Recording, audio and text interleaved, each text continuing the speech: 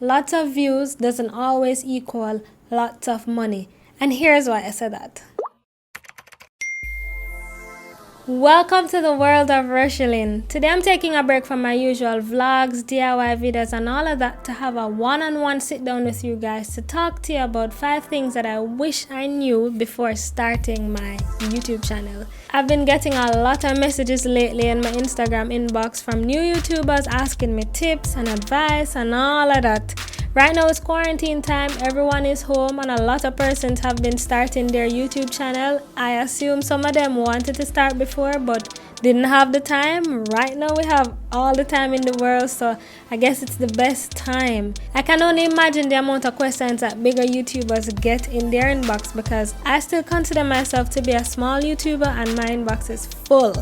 So yeah, I don't know. Anyways, this video is my little way of helping you on your YouTube journey so that you don't make the same mistakes that I did when I first started. Before we continue, remember to like, comment, share, subscribe, follow me on all my social media pages at Rochelyn. And without further ado, let's get into the 5 tips I wish I knew before starting my YouTube channel. The first thing I wish I knew prior to starting my YouTube channel was the concept of copyrighted material, copyrighted video, copyrighted music, just copyright. I wish I knew and understood that. Copyright is the exclusive legal right given to the owner of intellectual property. It is the right to copy. So that means that the original creator or anyone that they would have granted permission to use the material are the only persons with the exclusive right to use the material. They're the only persons that can use the material. Anyone else that uses it would be in breach of the copyright laws. And you don't want to be in breach of the copyright laws, especially when dealing with YouTube.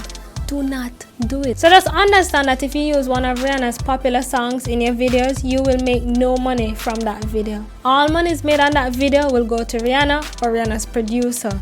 No matter how good your video is, you're not making nothing. So you may as well just leave it alone. My rule of thumb is that the more popular the song is, the more you should leave it alone. Don't trouble it. Trust me. Don't trouble it, because chances are you would not have gotten the permission for that song. But if you did get the permission for it, you can go ahead and use the song. Otherwise, just leave it alone. I know there are a lot of persons on YouTube that would encourage you to use, maybe 10 seconds of one of the popular songs or 15 seconds. Some people say 25 seconds, all of that. My advice is to just leave it alone completely because you never know what you will get. Some people try it and it works, others try it and it don't work, so it's best to leave it.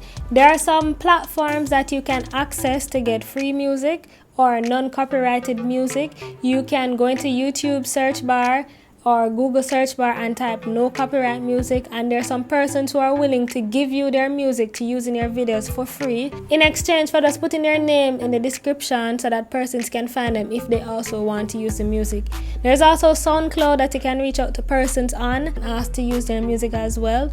YouTube also makes available their audio library from which you can download music to use free of charge. They have different music from different genres, different moods, etc. that you can use. The only thing is that because it is free and because it's so easily accessible, a lot of persons use it. So you would have heard some of those songs over and over in different people's videos.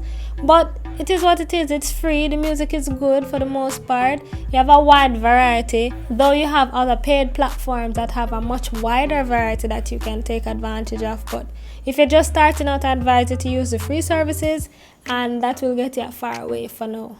But just stay away from the copyright thing. I got flagged in the past for using copyrighted music, and when my channel finally became monetized, I wasn't able to benefit from that. So you don't want to be putting in the work and you can't get monetized for it. There are different things that will cause you to not get monetized, and you'll hear some of it come out as the video progresses. The next thing I wish I understood prior to starting my YouTube channel was that consistency is key. YouTube rewards persons that are consistent with uploading, consistent with engagement, consistent with everything. The more consistent you are, the faster you tend to grow, the better it is for you. That was something I struggled with in the past. I remember when I just started, I would upload a video and then I'd disappear for a month, and then I upload 2 more videos, then I disappear for 3 more months, and it went on and on like that. Sometimes I even forgot that I had a channel, and then I remember and I'm like, oh yeah, I should actually post on it. So that kind of worked against me, and now I'm trying to be more consistent. I know I have improved, and I'm trying to just keep that up because I don't want to go back down into that rut, because this is something I actually like doing.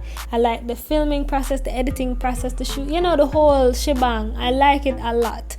So I have to learn to be consistent, and it will go a long way. So for those of you that are starting a YouTube channel, please be consistent. And for those of you that are starting now because of the pandemic, it don't make sense you start now and then you stop when the pandemic is over. If you're gonna do it properly, because you would have put in all of this work for nothing if you just stop. So because you can't get monetized right now, because there are certain things and certain thresholds that you have to meet in order to be monetized. So you wouldn't want to be putting in the work and then you can't get to the end result at the end of it. So just be consistent. So the third thing I wish I understood prior to starting my YouTube channel, and more importantly prior to becoming monetized, was that lots of views doesn't always equal lots of money. And here's why I said that. Imagine having 581,328 views on a single video. Yeah, that's what I got. But who's counting though? Me. Anyways, that's what I got on a video I posted last year in 2019 in the peak of Carnival season on Carnival Sunday, Road March Day here in Jamaica. And the video did surprisingly well. Today, that's my most viewed videos. My most successful video is the video I could have said that my boss, mom make it, mama, me, yeah. And that's the video I put in the least amount of work, the least amount of effort, the least amount of editing, the least amount of everything. And that's also the video I made the least amount of money on. Prior to receiving that, I thought that getting all of that views would automatically mean that I would be getting a little change, but I was hit with the sad reality. That just didn't happen. The thing is that prior to recording that video, my channel was not yet eligible for monetization. In order to be eligible, you need to have minimum 1,000 subscribers and minimum 4,000 watch hours. At the time, I had more than 1,000 subscribers, but I had just about 3,000 watch hours. So I was working my way into getting to the 4,000, right? When I recorded that video brought me well over 4,000 subscribers. So I made it in my head. I'm like, yes, finally that one video. I've been waiting for that video. How long? But there's a whole process that happens now when you become eligible for monetization that I had to go through. And by the time that process was done, the views were already starting to go down. Not only that, but the type of content that the video entails is, it's Road March Day, Carnival, for those of you that know. It's where persons march along the roadside in their feathered costumes, different bands, music playing, all of that good stuff. Very colorful, very festive, fun, nice, all of that. I'm not a huge fan of Carnival and soca, but it's a part of my culture, so I still went. Did the video, put very little effort and energy into it, and the video did well. It brought me well over the threshold. But the content of the video is people, skimpily attired, dancing on each other and all of that. So YouTube flagged the video and said that it was not age appropriate. When using the platform, there's a lot of do's and don'ts in their policies and guidelines, which I encourage you to read up before you start filming, because there are a lot of things you can't do that we take for granted if you're looking to monetize a channel, that is. So they sent me that email to say it's not suitable, and when they send you that email, you can request for them to manually review the channel and then give you the green light to say, all right, go ahead or no.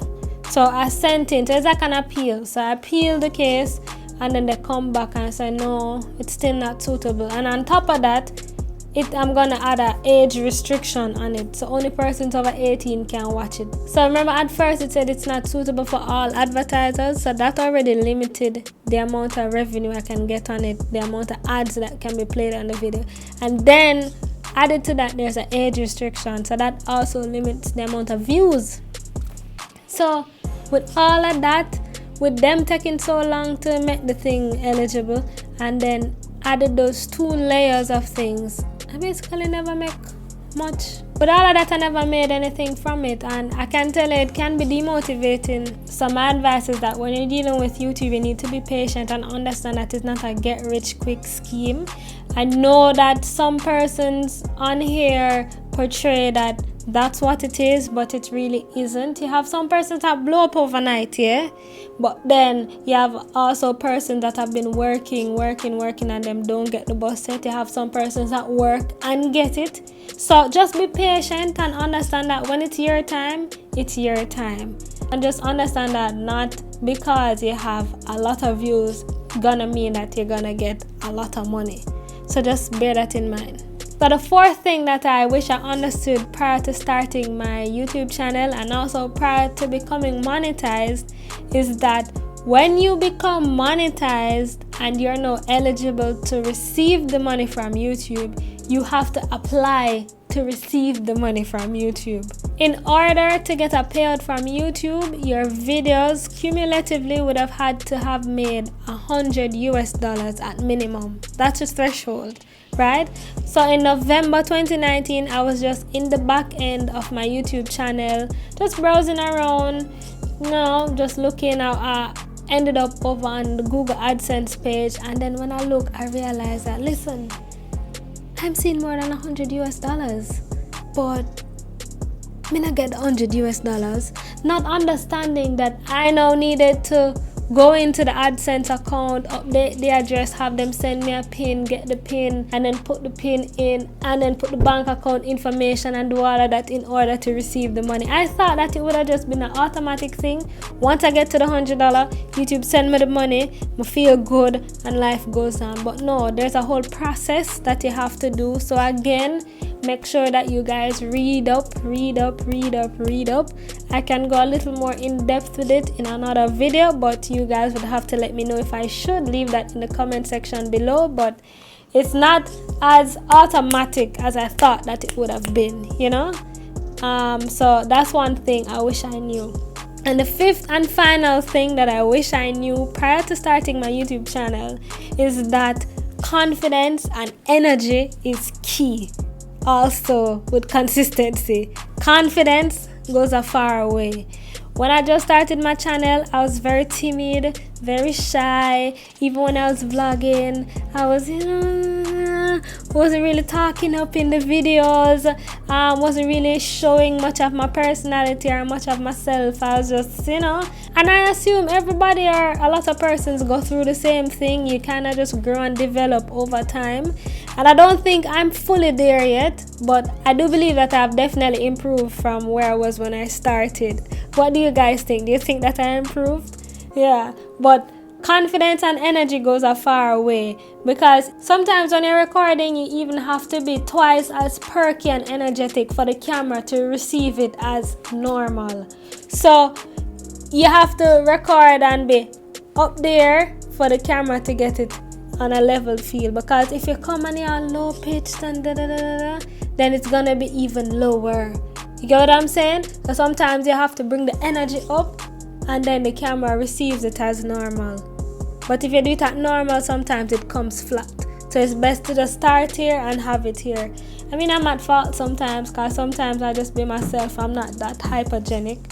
But when I watch back the footage, I'm just like, Lord Rochelle, you're dead and boring, eh?